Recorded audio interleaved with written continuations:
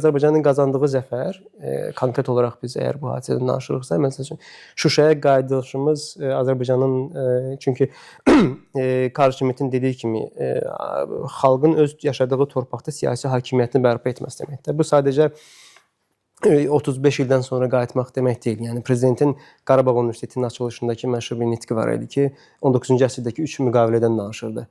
Kürəkçay, Gülüstan və Türkmənçay. O müqavilə mətnlərini oxuyanlar dərhal beynində canlanacaq ki, əslində o bir diz çökməyin əslində şey idi, nədir? Xüsusilə Kürəkçay və sair və ilaxır.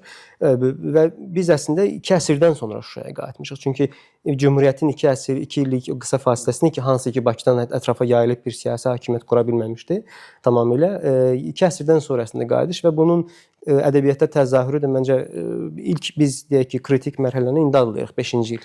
Yəni ki 5 illik deyək ki, önəmli bir mərhələni və məncə o əsərləri görəcəyik və ədəbbiyatsız bu kimliyin deyək ki, insanların, vətəndaşların zehnində formalaşması gözləmək o qədər də asan deyil. Çünki ədəbiyyat olmadan